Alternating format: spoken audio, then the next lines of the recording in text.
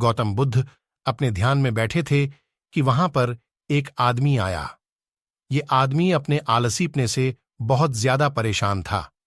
आलसी आदमी गौतम बुद्ध से बोला, महात्मा जी, मेरी मदद कीजिए, मैं अपने आलस्य से बहुत ज्यादा परेशान हूं।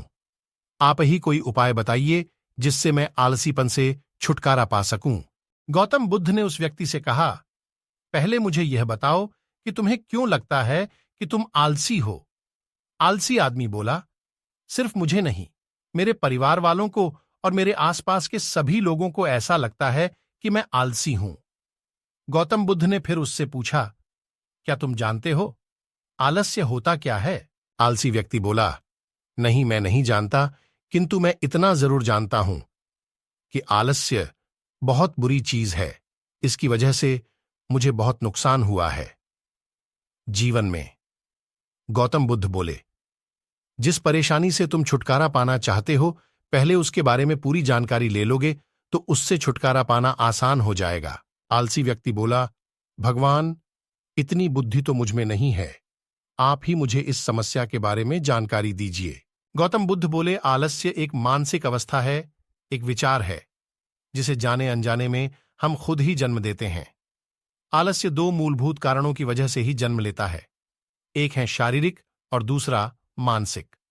शारीरिक कारणों में पहला कारण है गलत तरह का भोजन।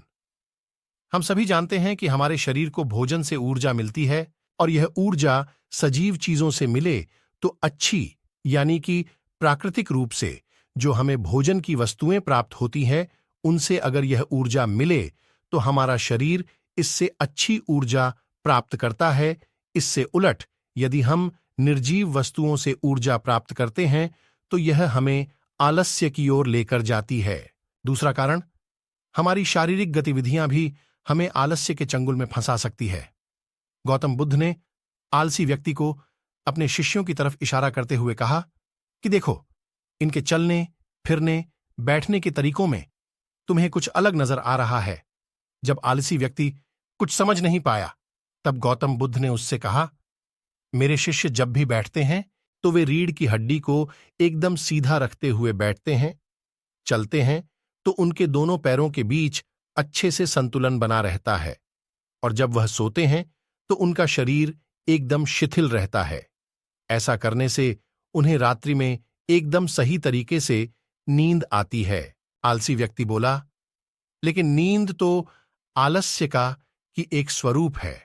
बुद्ध बोले, हां, अगर उसे ज्यादा मात्रा में लिया जाए तो बुद्ध ने इस बात को आगे बढ़ाते हुए कहा, नींद कम मात्रा में लोगे तो तुम्हें अगले दिन थकान महसूस होगी, और ऐसा करने से ज्यादा आलस्य शरीर में आएगा। नींद ज्यादा लोगे तब भी यही परिणाम होगा। इसीलिए नींद को ना ज्यादा ना कम, एकदम सही मात्रा में लेना अति आवश्यक है। आलसी व्यक्ति बोला, हां, यह तो मैंने भी अनुभव किया है। बुद्ध बोले, अब मानसिक कारणों के बारे में जान लो। मानसिक कारणों में सबसे पहले हैं हमारी पुरानी गलत धारणाएं। अक्सर ऐसा होता है कि हम पहले जिन कामों में असफल हो चुके हैं, हमारे अंदर ऐसी भावनाएं बन जाती हैं कि हम उस काम में हमेशा असफल होते रहेंगे, जिस वजह से हमें उस काम को करने में आलस आता है। ऐसी धारणाओं से छुटकारा पाने का एकमात्र उपाय यह है कि हमें अपने मन को यह समझाना चाहिए कि पिछली बार हम जब उस काम में असफल हुए थे तो हम उसके बारे में जितना जानते थे, अब हम उस काम के बारे में उससे ज्यादा जानते हैं, क्योंकि असफल होने के बाद हम उससे काफी कुछ सीखे भी हैं।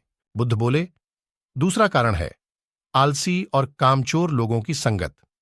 कई बार ऐसा होता है कि हम आलसी नहीं होते, मगर जिनके साथ हम रहते हैं हम उन जैसे बनने लगते हैं। इससे छुटकारा पाने का उपाय बहुत सरल है। कामचोर और आलसी व्यक्तियों से दूर रहो। ऐसे व्यक्तियों की संगत में रहो जो अपने काम को बड़ी लगन से करते हैं और तुम्हें कुछ सिखा पाए। गौतम बुद्ध ने तीसरा कारण बताते हुए कहा, यह कारण आलस्य के लिए सबसे बड़ा कारण है, काम को कल पर टालते रहना। यह कारण इतना शक्तिशाली है कि किसी भी व्यक्ति को बर्बाद कर सकता है। इससे बचने का सबसे आसान उपाय यह है कि जो काम जितनी जल्दी संभव हो उतनी जल्दी कर दिया जाए। आलसी व्यक्ति बोला, मैं तब भी अपनी तलाश जारी रखूंगा, क्योंकि ऐसी परिस्थिति में मेरे पास कोई और दूसरा विकल्प तो होगा ही नहीं। गौतम बुद्ध बोले, बिल्कुल सही, और यही है मानसिक स्तर पर आलस्य का चौथा कारण, किसी भी निश्चित लक्ष्य का ना होना। यह भी आलस की ओर लेकर जाता है। अब सुनो पांचवें कारण के बारे में। गौतम बुद्ध बोले, सोचो कि तुम्हारे पास काफी सारे सोने के दागिने हैं जो तुम्हें एक जगह से दूसरी जगह लेकर जाना है। तुम चलते चलते थक जाते हो और किसी पेड़ के नीचे बैठ जाते हो, और तभी तुम्हें दूर से तुम्हारी तरफ दौड़कर आ रहे डाकू दिखाई देते हैं। तो क्या तब भी तुम आलस करके वहीं बैठे रहोगे, या ऐसी परिस्थिति में तुम वहां से उठकर दौड़ने लगो? आलसी व्यक्ति बोला, जी, मुझे वहां से दौड़ना ही पड़ेगा, नहीं तो मेरी जान और सोने के दागिने दोनों खतरे में पड़ जाएंगे। बुद्ध बोले, यानी कि तुम्हारे पास एक ठोस वजह होगी दौड़ने के लिए, यही है आलस्य का पांचवा कारण, किसी भी काम के लिए ठोस वजह का ना होना। आलसी व्यक्ति महात्मा बुद्ध की बातों से संतुष्ट हुआ।